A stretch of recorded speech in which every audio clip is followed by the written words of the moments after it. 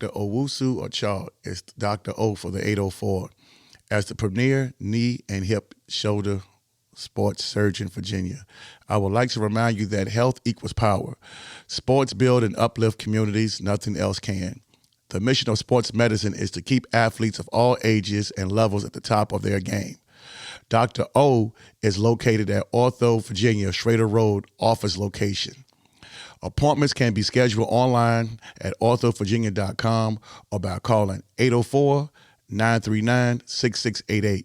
You can follow Dr. O on Instagram at Dr. O _ for the 804 and uplifting educational content about sports health. Hi everyone, I'm Coach Rick Stockel. I am co-owner of Newman & Dunn Real Estate here in Central Virginia, as well as I am a high school boys basketball coach at Monacan High School. I've sold over 1,300 homes here in Central Virginia, and I would love to work with you and your family in your home buying needs. I am a proud primary sponsor of Ballin in Virginia, and I hope you enjoy this show.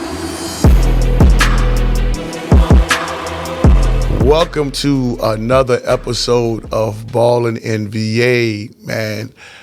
Thank y'all first. I want to just thank y'all for being so patient. It's been a long time since we've actually come. Welcome to 2026, February the 18th. And today I have a special guest, a very special guest, because it's actually the first time that we actually have a boxer. You know, I told you, BallinVA, man, we just rounding out, just trying to be well-rounded here. But today, my special guest is Keith Showtime Shelton. What's up, bro? What's up, man? Thank you for coming in. Thank you for being patient with me, man, because, man, I think I took you on a roller coaster, didn't I, a little bit? Yeah, just a little bit. But, man, thank you for having me, first of all, man. I really appreciate it, man. No, we appreciate you being here, man. You are the first boxer that we actually had on the show. I like the first of anything, so just I'm being a little kind of cocky here when I say this, but no disrespect to people. When I have the first of something, I kind of catapult people who's like waiting, and I kind of bumped you up, put you up there because, again, when you have a first of something, you got to grab it because I'll be honest with you, I'm competitive, and I don't want nobody else to do it before I did it. I got you. So we just put that out there, man. So welcome to the studio. Welcome to Midlothian, Virginia. And we're going to do the daggone thing, man. So yes, first of all, man, we talked over the phone like several times, man. And, you know, we're going to get to, you know, where it all started. Yes, sir. But we got to start off telling people, man, that you were a 3-time state Golden Gloves champion, right? Correct? 4-time state. 4-time state, yeah. 3-time regional Golden Gloves. Yep. And you finished in the top 10 in 3 years in a row? Yeah, I seeded top 10 in the nation in 2024. And light heavyweight? Light heavyweight, yes, sir. Oh, man. So light heavyweight, yep. All right, so we got to go down to this, Joe, because like I said, we got to go down to here. And it's crazy because we had Sean Mears. He was he's the announcer for Highland Springs, and he actually does the announcing for boxing. I think East End Boxing Club or something. Yeah, like yep, that. I'm familiar with that club. Yeah, yes, sir. yeah. So we're gonna go into all of that, man. So let's just go right into it. Where did it actually start for you, man? Take us back. I'll take you back to when we first got introduced to boxing. I would say it had to be around 9 or 10. I was still a kid. It actually, I have a big family. It's actually 5 boys and 1 girl, you know, and I am a twin. You're a twin? I'm a twin. So it's my oldest brother, my sister, me and my twin, my middle, got the second youngest, then the youngest. Yep. And so all boys in the house, you know how that go. Oh, man. Testosterone, everybody want to try everybody. Yeah. You got to be outside, you know what I mean? So my mom was like, yo, y'all going to the gym. Where did you grow up at? I grew up in the south part of Richmond. Okay, Southside. You know, so Broad Rock area, like that's where we was at. Okay. That's where we grew up and down that area, James Food Store, all that. Oh, man. Area. So, yeah, so been outside for sure. So we started there at boxing off Hall Street called Ninth Dimension. Okay. Ninth Dimension Boxing Circle. That's what it was, and that's where it all started. we started learning the fundamentals. And at the gym of Emmanuel Alim and Ali Alim, they real known around the Richmond area. Like, that's where it all started with boxing, like, in the heart of, like, bringing, like, attention to it. That is the most probably historic gym in Richmond currently right now. And they actually in Hopewell right now, so not to mention boxing. But they was in Hall Street, Richmond first. Yep. And, man, we are going there, and I was terrified at first. Like, man, what is this? Like, people are actually about to come hit me? Like, getting out the way. Like, I'm getting out the ropes. Like, nah, I ain't doing this. But learning the discipline, the fundamentals of just boxing and just staying in shape. And we wasn't in there for very long. Like, we probably moved out there for, like, probably about less than a year. We moved to Fredericksburg, Virginia, and came back down to Richmond. And we just started doing other things. I started picking up more sports and got to the East End in middle school, my middle school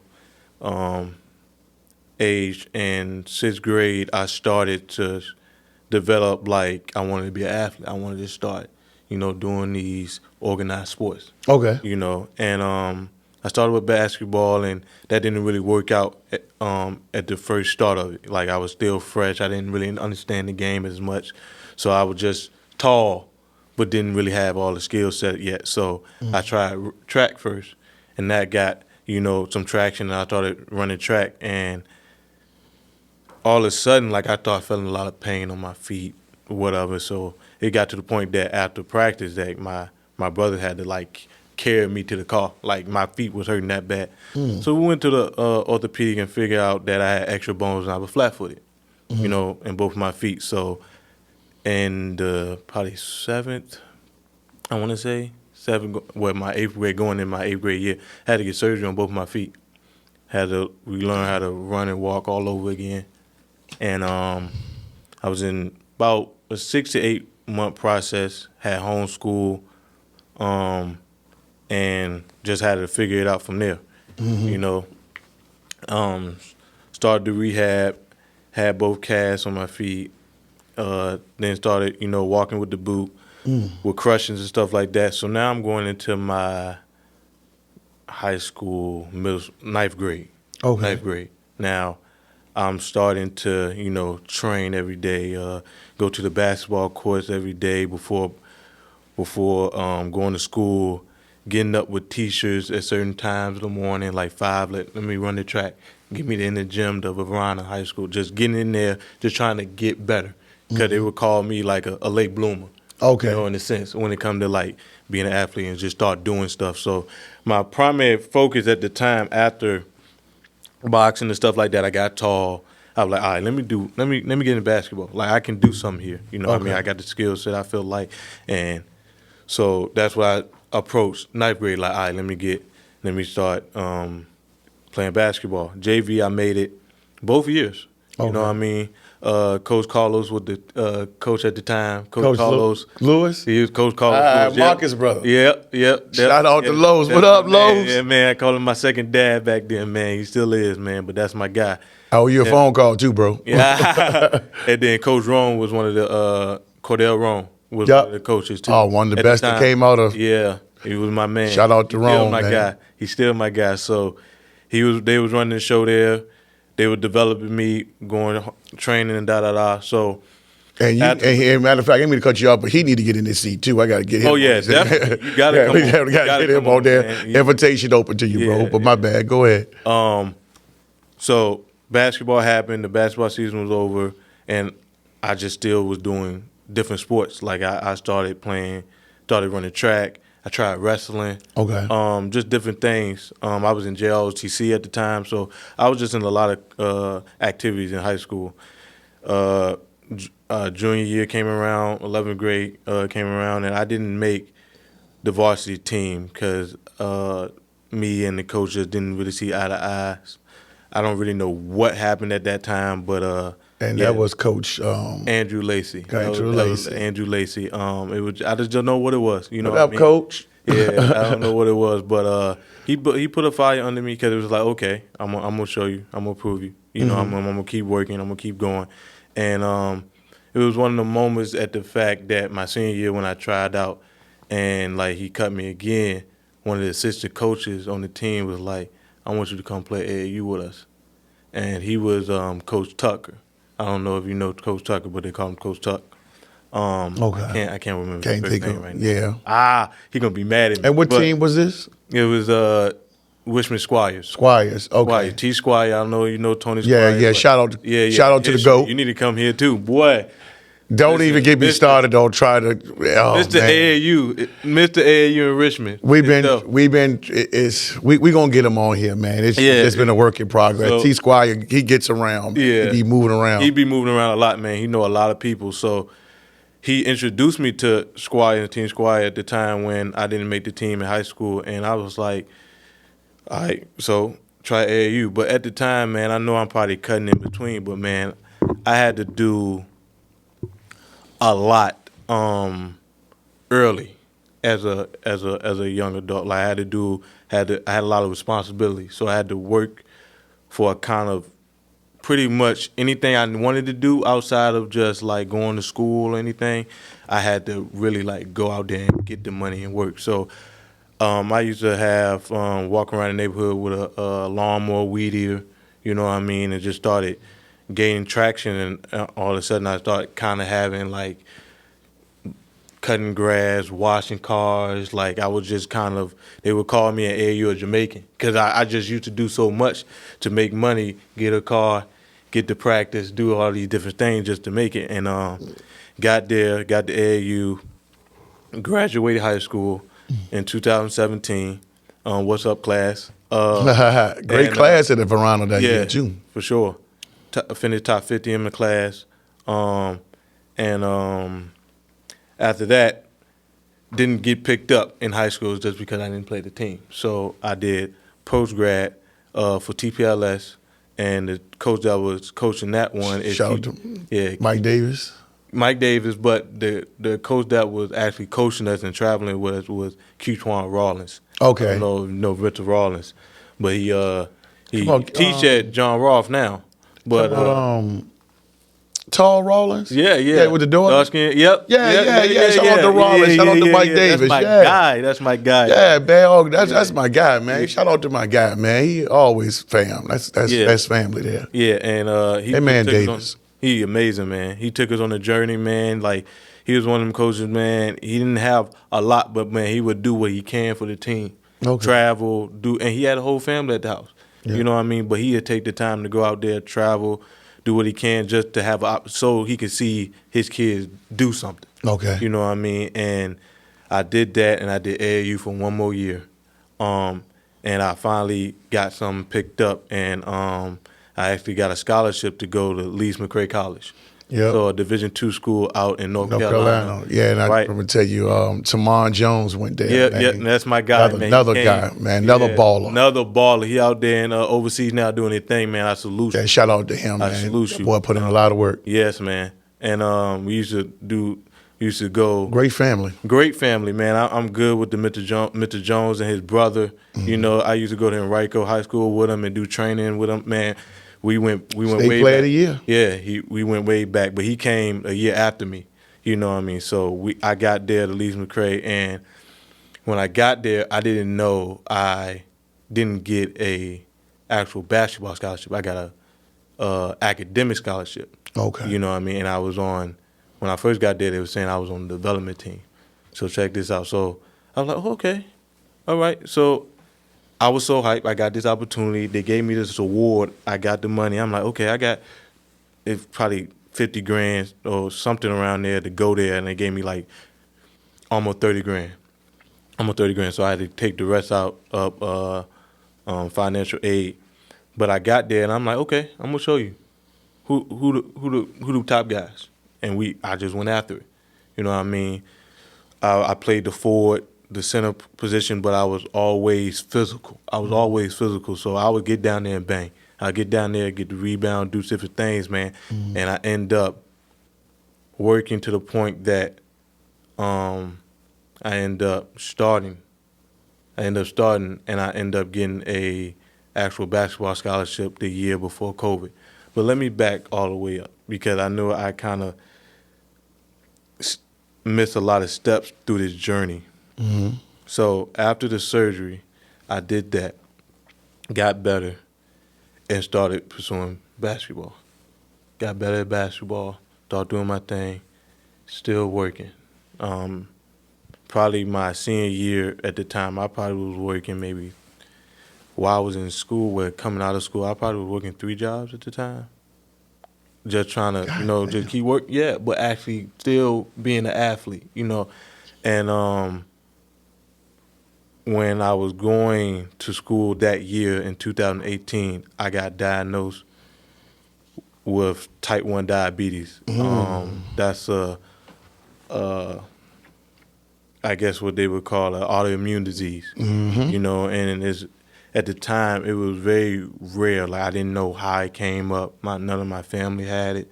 You know what I mean? And the difference from type 1 and type 2. Type 2 is more of obese. You have an imbalance of insulin in your body. Type 1 is when your pancreas just stopped making insulin. Yeah. It's just shut down completely. So now your life is dependent on insulin. Okay. Just to keep going.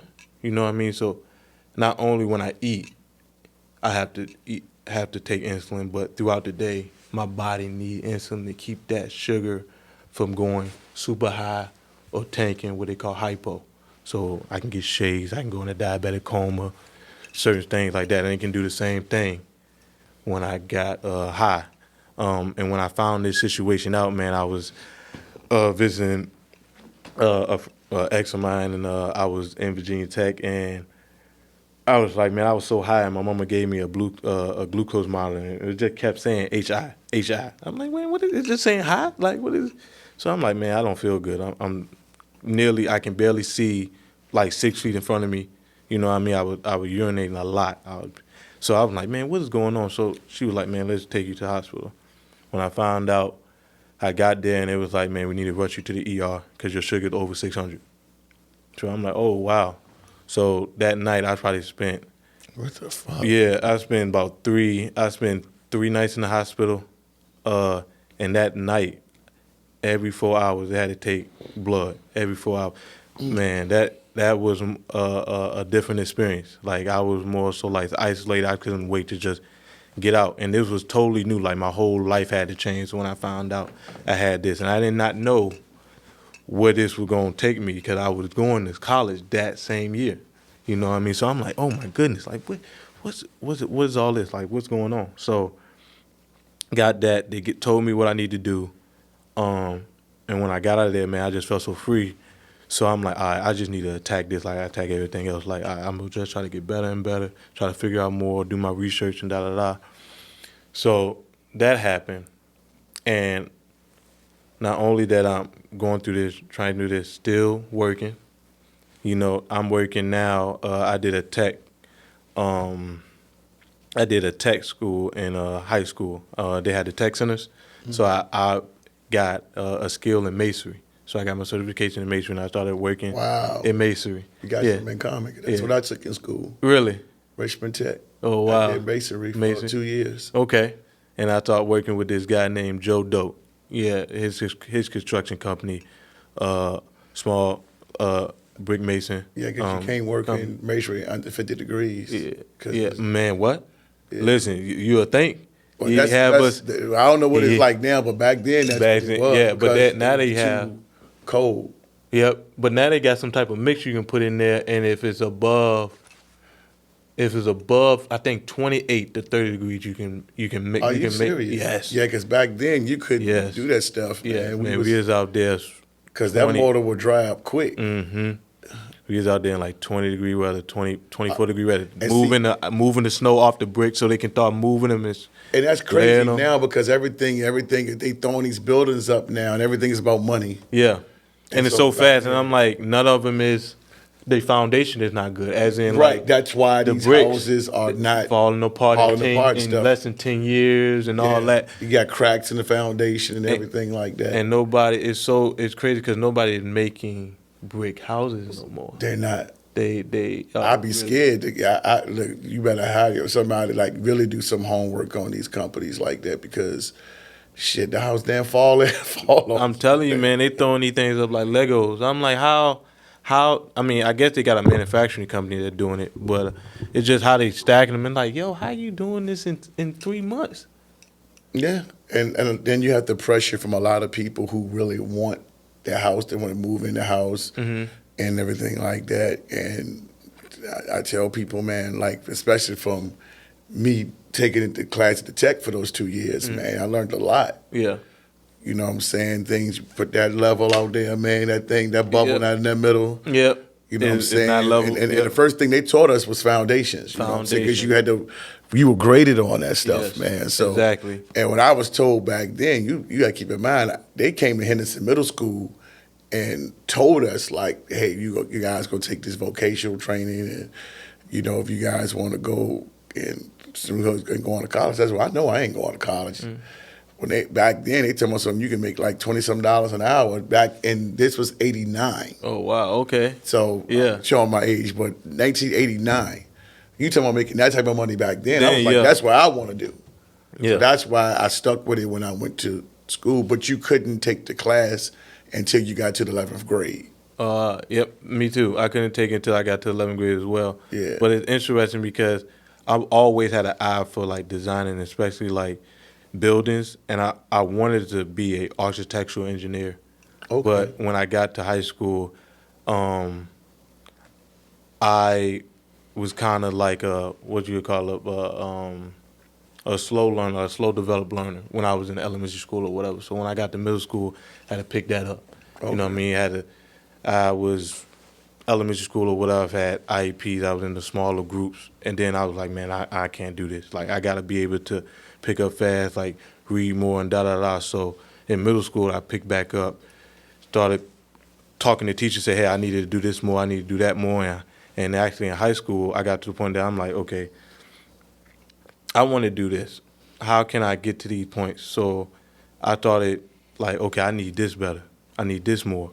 So like in junior year, I think one of my classes, I had math. I was very good at math, but I always kind of struggled with like English and da-da-da. Just because I was always kind of, I don't know now if you can tell, but I had a list back in. I was always slurring my words and saying certain things, and I was always kind of to myself. So don't feel bad. I do that shit now. Yeah. Damn retainers out my damn mouth. Yeah. So shit. So at the time I was just so nervous. I'm like, man, I need English more. So I kind of was like, yo, I went to my English teacher at the time, and I salute her to this day because she made me a better person when it came to like English, proper grammar, da-da-da.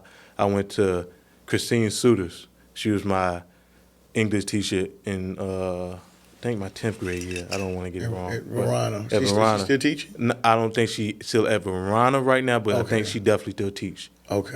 She definitely still teach. Shout out to her. Yeah, shout out to you and your family. I love y'all. And I went to her, I'm like, I need you every day. Because she was my I think she was my second period. And I think at the time, fifth period was every day. You can get fifth period every day. I went to her, I'm like, I need you every day. She was like, what? I want to get better with reading. I need to get better. You know what I mean? And she was like, okay. And she switched me out. And ever since then, like, we built a relationship. Like, when I was in college, she was helping me with grammar, like my papers and all that. So we stayed in touch, and she's still a close friend of mine. So I salute you, and I appreciate you. But to fast forward to all that, man, like I said, I was always just at net trying to get better. You know what I mean? Like I said, I got there, did all that. We was at my diabetes. So when I got diagnosed, I figured that out. Was in the hospital for three nights. They were taking my blood every 4 hours. That night I got there, man, it was just so much. And I'm like, man, I just need to get out of here. Once I get out of here, I can figure it out from there. Okay. So I got out there and doing my thing. I said we're doing masonry at the time. I was working with UPS at night. I was kind of a manager. I was a manager at Jimmy John's, so I picked that up every now and again. And I was still doing my own thing as an entrepreneur. So I was painting. I was still washing cars. I was still landscaping. I was still doing certain things, still pursuing basketball. And I got got the scholarship, got everything, about to go to school that summer, and I got a Jones fracture. I went to University of Richmond to play basketball pickup, and it wasn't even 5-on-5 that. I think we was only playing 3-on-3 with my guys, and I fractured a bone in my foot, which is called a Jones fracture. My ballers would know it. Kevin Durant had it at one point. And I was like, what? So before that season, I was literally hopping on one leg. And I had surgery, and I had a screw in that foot. You know what I mean? So now, if you think about it, I probably had surgery now 3 times, because they had to do both my feet. Then I had to do the foot again because they had to take the screw out because it was irritating me. And then I had the Jones fracture, so they had to put a screw in. So I got all types of screws and stuff in my feet and stuff like that. So got that whole summer, still working, jumping on one leg though. Still had my landscaping business. I still was working. I was developing a landscape business at this time, and I'm still working. And got to school. Learning all the information that I was on the development team. This how much money you got, da-da-da. Okay, cool. All right, work. At the time, like I said, I always had to get my own, work. So at the time, I had my own car, had my insurance, had my own phone. So I got to pay for these things while I'm in school. You know what I mean? So I still had to work study hall. I had to work study hall. I had a side job working, busting tables at a restaurant called Sorrento's. Salute to y'all. And I was still doing little gigs around the Banner Elk Town. So I would rake little leaves for the older folks that had them nice whole houses but can't maintain the outside parts of them. So rake leaves, do certain things for them, and still constantly working, getting better and better at basketball. And that first year was a struggle for me because, like I said, that I had that one leg. And I had to get that leg back to strength. Fast forward to second year. Came back to second year. This is my sophomore year. Understanding what I got to do. Getting there, getting it done. By this time, I'm kind of getting used to the college life or whatever, but like I said, I'm doing still so much. So if you don't know, if you have a chronic disease already, if you have something called autoimmune disease, you can most likely get a second one. So the second one I thought occurring was chronic hives. So I started breaking out in hives.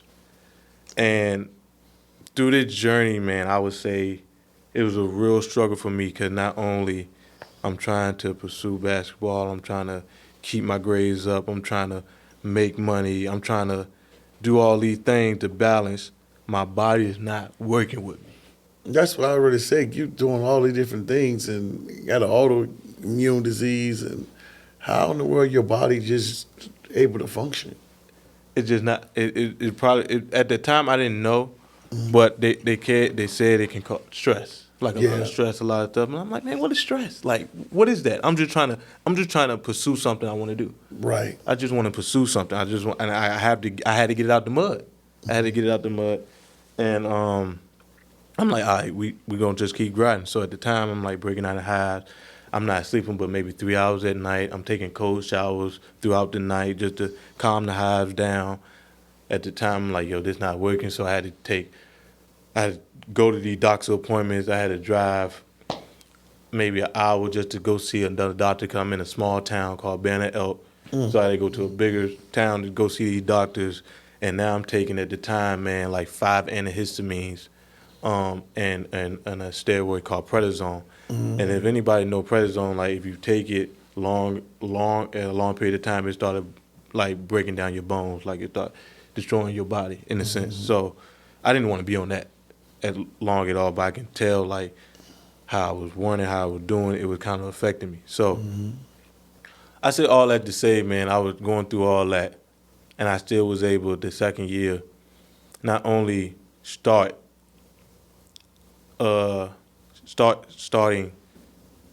in basketball, like I became a starting five, at the school, I was able to get a basketball scholarship toward the end of that semester, like toward the end of the year. So I was kind of like, okay, we're in the right direction. And dang, if April didn't hit 2021 or 2020, COVID. Everything got shut down. That's why I'm here. Everything got That's shut why I'm down. here. Everything got shut down. So everybody back at home. We didn't know when basketball was gonna start back up. And at the time, man, when things was getting back to normal, they were telling me that, hey, we not gonna be able to give you that full amount of scholarship back.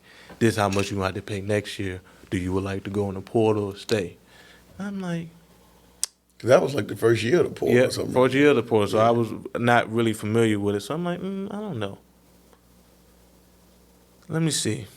All right, go ahead, put me in the portal. Let me see if I can get a better situation, better money. Because at the time I was looking at my financial aid and how much kind of debt I was in. And I always told myself at a young age, I'm like, man, I am not going to put myself in debt at that large amount of debt. So at the time, I think with the financial aid and stuff like that, I was already like 30 grand in. I'm like, oh no.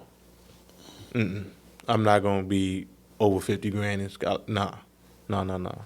So I'm like, okay, put me back in school, put me back in the portal. They got me in the portal, and I went to the Division III school called Knox College in Galesburg, Illinois. Okay. Probably about 3 hours away from Chicago. And I didn't have to pay anything. I didn't have to pay little to none, I think like 2 grand. I'm like, okay. And they were telling me like, no, I need you to be the guy here. I said, okay. Oh, All right. shit. All right. I said, all right, I'm going to train up. I got So you. everything was taken care of. Everything taken. So I'm training. I'm doing my thing. And that same year, that same summer, I'm still getting back into normalcy of things. I'm working at Amazon at the time, and I'm still doing my landscaping business. Now, at the time, coming back home. I'm like, okay, I need to pick up something. I need to go back to making money because that's what I naturally need to do. I need to go ahead and start finding my places to stay, get an apartment, da. So I made my business official, and my business now is called the One Lawn Care LLC. And I've been in business now for 5 years. But I started that year of 2021.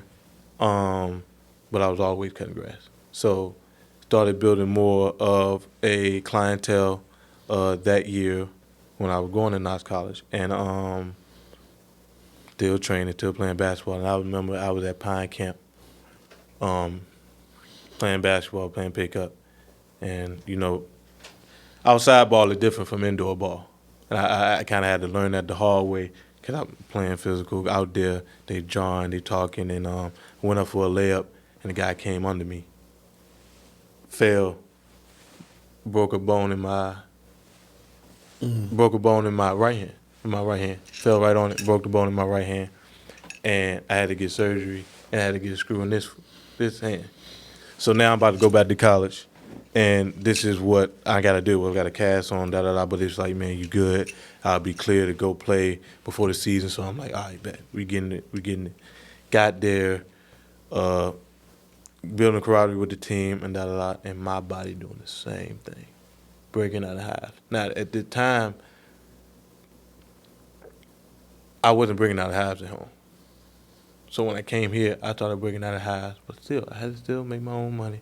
At the time, I was doing DoorDash, doing little different things, and like I said, I had the landscaping business back at home. So I had somebody that was kind of, I would say, helping me in a sense. But come to find out, that's another story, but he's not with me no more, and he kind of tried to take my business or whatever. It is what it is. I'm not going to give him no attention right now. But when I was at school, my body kept bringing out of hives, and it got to the point that I couldn't sleep. I was still taking this medicine, and I was like, yo, it messes with now the academic part. So I'm like, yo, I got to go home. So they gave me a medical leave. I didn't have to pay anything for that year or anything like that. And I went back home, and I'm like, all right, I guess I got to work. So I started working, but I always had a competitive like I'm just a competitive person. I wanted to still be competitive. I still wanted to be an athlete. I still wanted to play sports, but I just couldn't do it at the time the way I wanted to do it in basketball. Because I wanted to start making money. I wanted to pursue that in some type of way, but I just at the time couldn't do it. So I'm like, okay, let me just figure this out right now. And at the time, it was still COVID, semi-COVID, so there's not rims on the court, so nothing outside. You know, gyms not open at the time, so I'm like, oh my God. And now I'm still working at Amazon, I'm still doing all this stuff. So I'm like, all right, what can I do? And the only thing that was still open at the time was the boxing gym. So now we fast forward back to boxing. So from 9, now I say I'm now at that age, I'm 26 now, probably 21, 22, 21, yeah, 21. And I went back to the boxing gym, and I'm like, they remember who I was when I went there. They moved out in Hopewell, so I went back to Hopewell. And I'm like, man, I just want to box. Just want to train. And it got to the point that I started training, and I getting better, and I was getting better. And the coach was like, man, you got something. He's like, you ever seen Deontay Wilder? I said, Deontay Wilder? Who the hell is he? And I went to watch him, and I'm like, okay, this is a 6'6" heavyweight, was world champion for almost a decade. So I'm like, okay, I'm looking at his style, I'm looking at how he moves. I'm like, I'm a little better than that, skill-wise. I got the power, I got the movement. I said, all right, coach, what you talking about? Let's go ahead. Let's see what you're talking about. Let's go. Let's go. And that's where I started to start gaining more and more traction. You know, that first year, I did Golden Gloves. I won, like I said, state, regional, getting guys out of there. And it just became more and more of, like, gradual success. And now at this time, let's see what's going on. Prior to me going back to the boxing gym, something else happened. And I don't know what occurred this situation. I think I was playing basketball. Something was happening, man. And I ended up chipping a bone in my left hand. So now I had a cast. Now I had a cast on before I kind of went into boxing. So I think before I started competing, I probably had a cast on 4 months before I started competing. Mm-hmm. And then I just started getting strength back up. And I probably started off at the time in boxing, probably 220, 225. Mm-hmm. I started training more and more. And with me being kind of a late bloomer in boxing, didn't really have no competition experience. They were like, man, you need to get as low as you can. I'm like, how low you can get? I said, I don't know. We just gonna train and see, find out. So I got to 126. I was 225, and I dropped all the way down to 176, light heavyweight. I'm like, all right, let's go. How the hell you do that? How long did it take you to do that? So how I did that, mind you, now at the time my hives are going away. I got kind of more and more help when I got here. I started seeing more doctors. They started getting this shot every month. And that started tapering away, you know. And now still have to provide for myself. Now I got an apartment. Now I got a car. Now I got a mower. I got a trailer. Now I gotta bring money in. Now I'm working at the time when I started boxing. I started now working at FedEx. Okay. Started working at FedEx. Still have my landscaping business. I was still doing little gigs on the side, and I was a manager at Jimmy John's. And now and again, because that was my first job in high school. That was my first one. I turned 16. When 15 is some change, that was my first job. Mm-hmm. And ever since then, I kind of built a camaraderie with them. So when I came back home or whatever, started doing that, and I end up, becoming a manager. So I do that every now and again, working at FedEx, have my landscaping business, still boxing. So what I do is when I get up, go to FedEx. Now at the time, I don't know, you know Richmond, you know the inner city Richmond very well. So Ashland was the hub of FedEx at the FedEx at the time I was doing. I had to drive all the way to Amelia to do my drop-offs. So that's an hour and 30 minutes I had to drive. But this is their vehicles, whatever. That's still Yeah. So that one. Why I was looking like that. so do that, and that could be anywhere between 50 to 60 packages, whatever. Sometimes 80 to 90, whatever the stops. But if deep in the country, whatever, man, I had to. It would be so many things I seen. I'm like, I can't believe I seen. I had to record it. Like, you got bulls and you got horses in the middle of the street just turning around. You got cows running on the side of the street. All types of stuff, man. Chickens. You got all types of stuff going around. So doing that, driving an hour, drop the packages off. Soon as I finish dropping off my first package, I drove another hour and 30 minutes to the gym. I drove to the gym and do probably 2 hours. Probably 2 hours of work, either conditioning, sparring, working out, just doing different things just to get in shape, just to start doing these things. And do that, then go home, eat my pre-meal, because I do a lot of pre-meals. Since I'm a diabetic, I got to make sure I eat the certain things, and da-da-da. So to make weight, you know what I mean? So that was kind of the routine for like 3 years, man.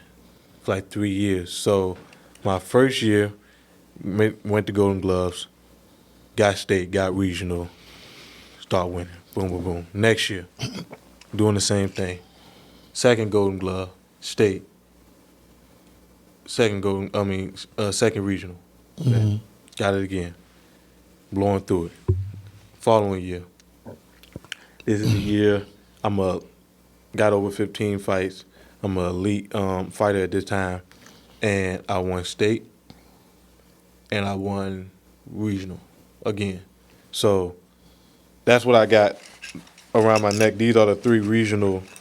Yeah, show them off, Yeah, man. these are the 3 regional Golden Glove medals. And I was thinking to myself, like, man, ain't nobody at the time that I know of. And I mean, I know a guy that I'm gonna tell you, afterwards, that you probably need to interview if you want like the real history of boxing, like big in Richmond right now. Mm-hmm. His name is Emmanuel Lean, and like I said, he is the fighter out of Ninth Dimension Boxing that had the interim interim middle weight championship. And he actually got a fight coming up soon. I don't know when it's coming out, but he got a fight coming out. He got a fight in March 31st, and he fighting for another WBC belt. So that would be a great person to interview, man. Emmanuel Lean, but his dad is Omar Lean, and he the one that runs the gym.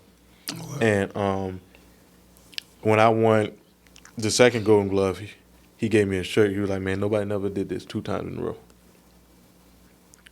State, like the actual Golden Glove in Richmond. So then I did 3 times in a row. So I was basically the best in Virginia in my weight class for 3 years in a row. Mm. Well, 4 years because I was state. So 4 years in a row, I was the best in Richmond in light heavyweight.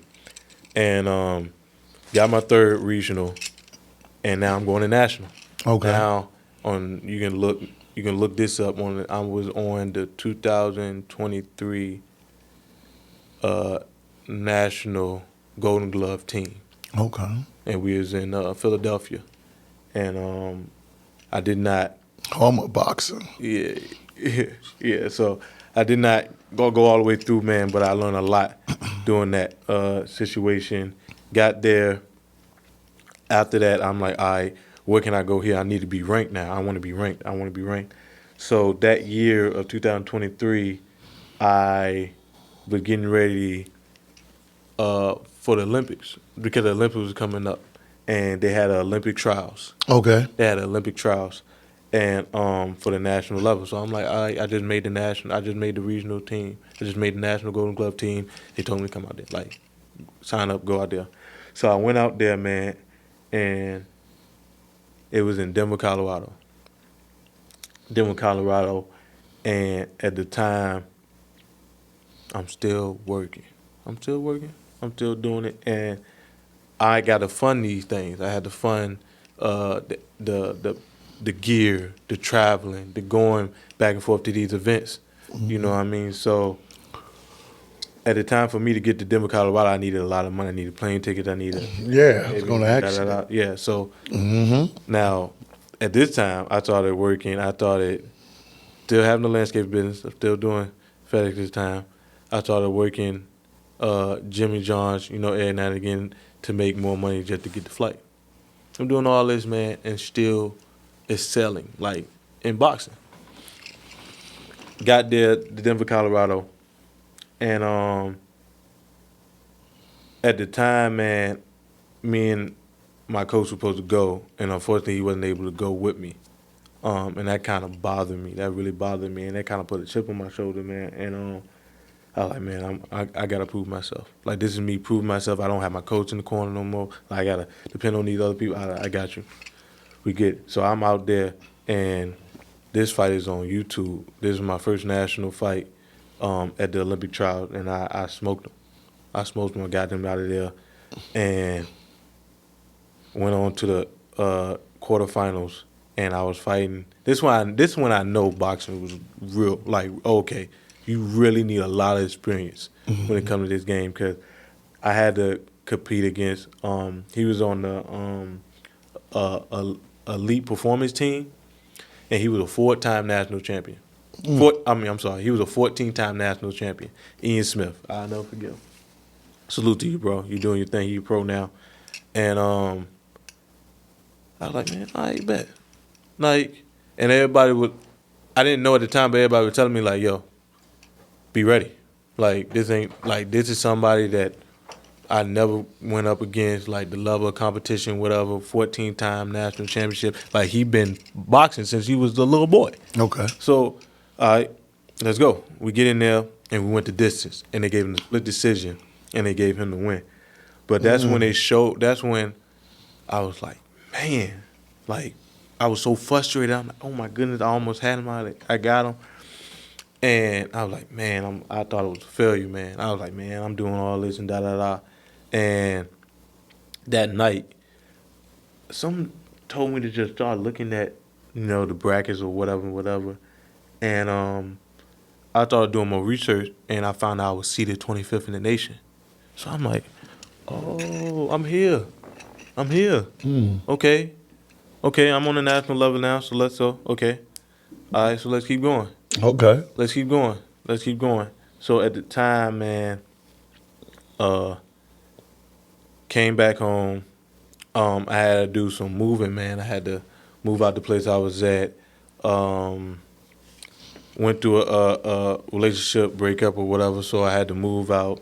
Had to get other things situated. So I had a dog at this time, so I'm moving everything. Still have my landscape business. But I'm still boxing. I'm still pursuing what I need to do, right? Because now at the time I feel like, yo, I can do this. Like, I can make the money. I see the big time fighters making $40 million, like heavyweights, like just one fight. You know what I mean? So, but I know you had to build up to get to that. So I'm just trying to work. So my 2024 going into it, went into it. Oh, by the way, I was an Olympic hopeful, so I didn't make it. I didn't get to the Olympic trials, but I was just an Olympic hopeful. So I was participating to get to the Olympics. So I got to that. That's big. National level. Yeah, That's big. So got there. Following year, we're trying to pursue it again. One state lost regional, so now that's when I was 4-time state. Didn't get the regional, and still competing, and man, at this time, I'm still doing the same stuff, man. Probably in 3 years, I would say in 3 years I probably ran over 400 miles, like road work. like actual road work. One year I probably ran 150. Like the next following year I ran almost 200, and then the following year after that I ran over 150. So I'm over there doing road work, running, still doing my landscape business, but it's getting bigger. So I got to 20 clients, and now I probably got 50 clients. Got a trailer, got people working for me. Um, um, actually, when I was in Colorado, I actually was competing while somebody was out there cutting grass, bringing money in for me. So that was my sign of actually like, oh, I can really do this entrepreneurs, like run a business, da da da. But that's long story short. I'm very business savvy too. When I don't know if you noticed when I was like, I gotta get to this, I gotta get to that.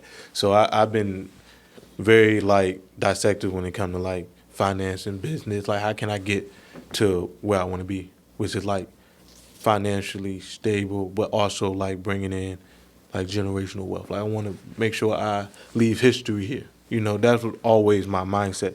So doing all these things, man, that year, like I said, still was cutting grass, still was doing all these things, working out of FedEx now working at a manufacturing company, working 10-hour shifts, 4 days though, but still grind. I'm still trying to pursue this boxes thing, man, and I still have diabetes. So now at the time, man, I dealt with a lot of fluctuating of my levels, but at the time I still didn't understand like I had diabetes. I was kind of like fearing from it, like, man, I'm good. Like, I was kind of still feeling like I'm invincible in a sense, and at the time, man, when I was doing, and at the time when I was preparing for nationals, my last nationals, in 2024, in December, I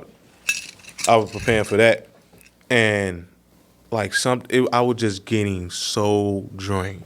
When I mean so to the point that my levels wasn't staying where they need to be, so I can compete. Like, I kept dropping. I'm still trying to make weight too, and my sugar was go from I'm training, I'm at 150, that's a good range, 130, to now I'm at 70, 50. I'm dropping. I'm like, oh my God, then I got to stop, eat some candy, get some sugar, then put it back in me, wait, try to warm back up, it was so frustrating to the point that I had a crash. I like, oh my, why can I stop worrying about all these things? Like, I was just like, oh my God, like, this is so crazy. I don't know what I need to do. Like, I just kind of spaz out. So at the time, I told my coach, I'm like, yo, I can't. My sugar is really bothering me. And he was like, huh? Because I was always the guy that if I had something, I tell you, but I'm not going to show you that I'm affected or I'm getting affected by it. So I always tell them, like, yeah, I got diabetes. I got it, though. I got it under control. I got it. But I'm going in these fights, man, some days, and I'm still experiencing all this. Like, I just got it in 2018, so these are still my 5-6 years. Like, I'm still trying to understand what the disease is, what I can eat, how can I lose weight, da da da. So sometimes I'm going in these fights, man, I'm probably like 200, 250 in sugar. So I might be like a little sluggish or trying to figure out certain things, but I always try to tell myself I'm not gonna be dropping going in a fight. Like, if I'm in a fight, I have to be either normal or I'm going a little higher. Because if I'm dropping, then I'm vulnerable. I'm just so vulnerable. I'm not gonna be able to pick up my hand. I'm probably pass out, to be honest with you. So at these times, I'm like, man, I'm getting so frustrated. So I told Coach, man, Coach, my sugar bothers me. He was like, what you mean? And I'm like I can't I can't stay in range. He was like, I'm like, listen. So I started explaining to him more and more about my diagnosis, the diabetes thing. And he was like, oh, no, you can't fight. I'm like, no, Coach, don't do that. I'm just trying to tell you, like, hey, just because, like, I'm trying to still make it. This was a week before Nationals. I'm going into it. And I'm like, man,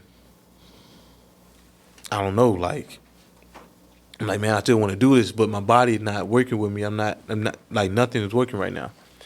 So that happened, man, and I ended up not participating. And the crazy part is that nationals was in Richmond, Virginia, at the convention center, Wow. and that was one of the nationals that I wanted to showcase my Talent. to the Richmond city, cause I got people that follow me to see me, around. And I was always, like I said, a quiet dude, kind of stayed to myself. If you knew me, you knew me, but I'm not going out there to try to make friends or trying to be somebody I'm not. So I had a small circle, but I now noticed like people was talking, people was saying certain things, and people was watching me. And I did kind of little local radio thing, little interviews and da da da on like ESPN Richmond and stuff like Yep. that. And so I was building more traction, and that's one of the things I really want to showcase. I was not able to do that, and I was so frustrated. And I came to find out that when I talked to my diabetes educator, they told me I had a diabetic burnout. So basically, what my body was doing, it was basically like, "Yo, you done. Like, I cannot keep up with what you're doing right now, Right. with all the working and all the things you were doing." So I was like, "Man, this is crazy. This is frustrating. This is so frustrating." And I was getting to the point, I'm like, "Man, I don't want to do like this is crazy. Like, all I wanted to do was this." But still going to the event, still, supporting, the guys that was in Richmond that went there and doing more research, man, I found out that I was seeded top 10 in the nation in my weight class. So I'm like, go. I got up there. I got up there with the best. I was top 10 in my weight class in 2024 nationally. So I'm like, all right, I have arrived. I'm here. So when can I get back on this journey? When can I start, competing again and da da da? So now we fast forward now. We here. So I know I probably, said a lot to the story or telling, and I probably kind of skipped over a couple of things, but yeah, I was able to, in 3 years, I was able to capture 4 state Golden Glove championships, 3 regional Golden Glove championships, and I was able to get nationally ranked 10th in the nation in my weight class, with me having this autoimmune disease. You know what Yeah. I mean? So that's the kind of my story, man. It's like now, fast forward now, we in 2026, and I'm still training, still working. I'm not doing as much because now it's like, okay, how can I balance this? Because I'm doing so much. Like, I'm working, I'm trying to do this, I'm trying to also, you know, build something in my name with this landscaper business, and still working this full-time job, still trying to be a actual boxer. I want to pursue this as a career just to see where I can go. You know what I mean? Because I have the natural gifts to do certain things that I feel like that I'm able to do. So why not take advantage of it, physically wise? You know what I mean? I'm tall, I'm skillful. Like I still do a lot of active things, and um, now understanding that I need to take more care of my body because I only have one. I only got one body. So with all these surgeries I had, all these injuries I had, I fully never really took the chance to kind of slow down, let it recover. Like I always jump right back into things. So that's what I've been doing the last year and some change, just taking it slow, regrouping my body, getting that regimen back, getting back to like my natural weight. Cause I was walking around draining myself, doing all these things, just trying to, compete. So getting in things and getting back into rhythm and like, okay, when can I, all right, when do I feel like, all right, I'm ready? You know what I mean? So that's where I'm at now, man. But everything now is going better, with my sugar and with my jobs and my business. Like everything is going in the right path. And what I have learned about myself is like whatever I've been doing, like I'm good at it. You know what I mean? So it's like, okay, stop worrying so much, because that's where I kind of the stress came from. Stop worrying so much. If you put one thing to the side, don't think it's a failure. You know what I mean? All right, pursue these things. See if you can get these things to where that, okay, you can drop the full time, make the business to where that, all right, that's bringing in the income that can break you stable enough to not do the full time, so we can pursue the boxing career. So that's where I'm at now on my journey. You know what I mean? And doing very well. Like the landscaping business is doing very well. I don't know if you have anyone or know anyone that at your residence or anything like that, but like I said, my landscape business has been in up and growing for like 5 years now, and I just been growing, man. I got to now over 60 customers. I have like 6 now. I just signed 2 this year, so I got 5 commercial contracts. So I'm like, okay, like I said, whatever I do, I'm good at. So I'm trying to figure out, all right, get that going, so where that I can start really doing what I want to do, and that is pursue this box career, if God willing. You know what I mean? So that's where I'm at, man, and that's my story. That's my story. That's where it started, and now that's where it's at now, man. So I know I said a lot, but I hopefully you stayed with me and understood where I was coming from and my story, for real. I did. Okay. I did. Plug your God damn it, I just had it in my head. Your landscaping company. Yeah. Thank you for helping me No, out. you good, man. You good. I got you. Yeah, plug yourself. Tell us the name, how to get in contact with you, how to find it. Okay. Well, like I said, my landscape business is called the One Lawn Care. Okay. You can go to my website, theonelawncare.com. I'm on social media, IG, the One Lawn Care. And yeah, man, the work phone number, you can find that on Google. Okay. You know what I mean? So if I'm local, I'm in the Richmond area. I'm kind of all the way up in Williamsburg now. So I got a contract in Williamsburg now and coming all the way up to Richmond, to the South Chesterfield, all the way kind of to up to Ashland area. You know, I'm kind of all over in Richmond right now. So, and I'm only getting bigger. So if you need services, if you really want a reliable landscaper, I'm your guy, man. And this is why I go by with my company. I'm the one to depend on. So the One Lawn Care, we are the one you can depend on. So that's my business right there. I think the most that I took from everything that you said was that you kept going back to the landscaping business. Yeah. I don't know if you noticed that. It was like, or maybe that's what your point of you were trying to say, because I always say, people, you don't know where your pathway take you. Everybody got to discover their own path. That's something that I learned from, with Trinity. That's their thing, their model they have. So you went from pursuing basketball and to boxing, and like I said, you're just a jack of all trades. Let's just say, fuck that. You just more than that you couldn't do because you was in survival mode. Yes, sir. What would you say to people to get? Did you want the people who watch this to get out of your story?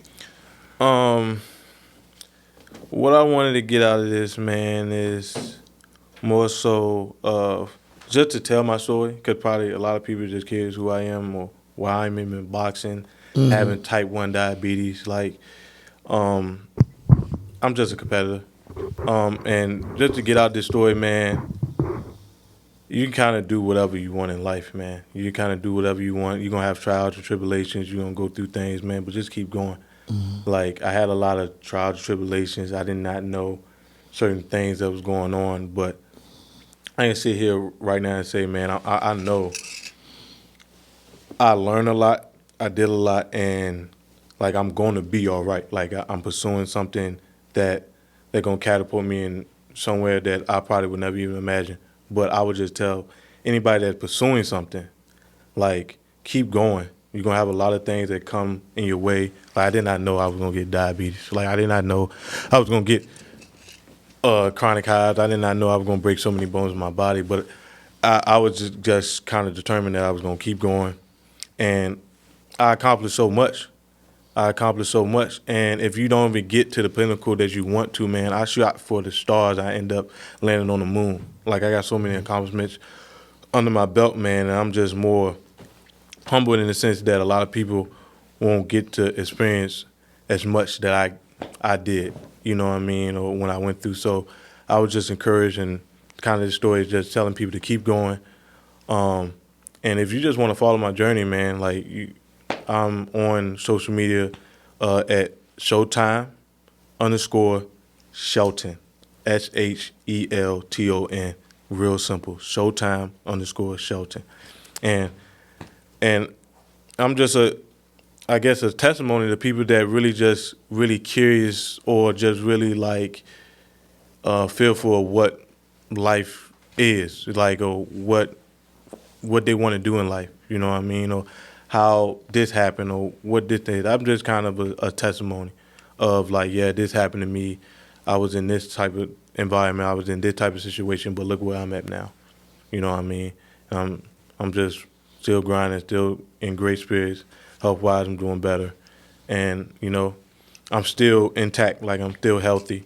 So I'm kind of thankful for the little things, but also pursuing bigger things. So I just tell people, man, just keep going, man. And if one thing fails, don't stop. Like, try to find something, your niche, that just push you to do something that fill that void in you. You know what I mean? What make you happy? Just try to feel something that kind of keep you going through life. So I feel like right now, man, in life and society, man, a lot of people just don't know what to do or how to do it. And like I said, I'm a class of 2017, so we kind of wasn't in that COVID situation, but we was affected by it. So I could see a lot of people like just don't know what to do, a lot of things, situations. So I'm just basically just here to tell my stories, give you a testimony, and just say, man, you can keep going, man. I'm doing all this, man, with type 1 diabetes, man, and I know I'm probably different, but man, you can do anything you want to, man. Just keep going. That's all I say, and that's what I go by. I've been doing that since high school, man. I always had something going in my head, like, we keep winning, we don't stop, work time. And that's what's on my shirt right now. Like, that's what I've been representing since I was in high school, man. I don't know why. It's a movement to me, man. It's like, I think it's just more of us that just need that motivation, because I was always self-motivated. So, like, it's just, man, just keep going, man. We keep winning, we don't stop. You know what I mean? And just keep going. Just keep going, work time. You know, that's what Showtime Shelton came about. So that's the abbreviations on there, STS, Showtime Shelton. So that's it, man. That's it. That's my rap. This is probably the easiest interview that I ever done, because I ain't really had to say too much. And the questions that I wanted to ask you, you kind of answered them for me. As far as your health and how you're doing now, and what you would do, and how to pursue certain things, and gave a message to people. You must do these interviews a lot or something, or you practice this. Nah, man. Yeah. I won't say that, man. I would say, man, I'm gonna shout out to one guy, man, that really helped me get to this mindset, or got me to where I'm at today, and his name is Kenny Samuels, man. I really appreciate you, man. He's like my neighborhood dad. Like, he know for sure, man. I gave him real love, real support, man. He always told me, man, when I said, man, I'm special, he was like, yeah, you are. You know what I mean? So I don't think, like right now, I didn't practice this. It's just more so like off the whim. Like, it is what it is. You know what I mean? So I always kind of try to carry that, like, I am different. I'm going through all these things. I got all these trials and tribulations, you know what I mean? And they said, man, struggle come with like a lot of you're gonna get a lot of fruits from your labor. If you just keep grinding, stay in good faith, do the right thing. So that's who I am and who I've been. So when you told me that, I just kind of carry that. So, and now I just feel like, man, I'm just special. We're gonna keep going. Well, I don't have anything else, man. You did a fantastic job. Man, I appreciate it. Explaining everything and breaking things down. Jack, I don't know, man. This was a first for me, because I was just like, oh man, I appreciate it, man. no, because you answered everything you told the story, but you answered it at the same time. I don't know if you realized that you did that. I think I was more so thinking about, like, I was telling the story, but I'm like, I'm missing so much. Let me go back and explain. I did all these accomplishments, but let me tell you how I did all these accomplishments, or what I had to go through to get to these accomplishments. No, and it's not a bad thing. I don't think it's a bad thing. It's just that I take notes, and so when I took notes, and I was like, well, damn, he already answered. That's why. Damn, my bad, man. No, no, you made my job a lot easier. Okay, So no, man, we just gonna get you out of here on that one, man. I want to thank you for kind of, because I never had somebody who really came on here, or never know anybody personally that had dealt with that. People are very private. We're dealing with a lot of mental health issues, and everybody has their mental health day. Whether we all need therapy. Yeah. We really do. Definitely. As us, for sure. And I think I'm gonna change this to the BallinVA therapeutic session. But this is to let y'all know we're gonna start billing y'all for this stuff. But no, this was good.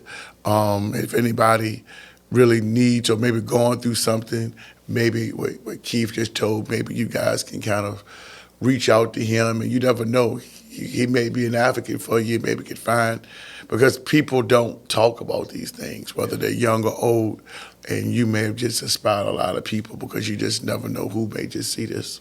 Yeah. So I would say thank you, man. Thank you. And this was a journey in itself. And sometimes I don't have to ask questions. Sometimes you can just listen, because it's more so just learning to understand rather than trying to control the conversation, because a lot of people don't want to talk. So this was easy for me. Oh, man. I'm glad I made it easy, man. Like I said, I appreciate you for even bringing me on, man. Thank you. Appreciate you, man. And I don't have anything else, so he already gave a shout-out. I ain't going to ask him who to shout-out. So on this note, we're going to do it like this. We'll see y'all soon. And this podcast should be out in a few days, so we out. All right, man. Appreciate y'all watching the episode again today, y'all. Go over, make sure that y'all check out my man, Stockel.com, for any of your home buying needs. Appreciate it. Thanks again.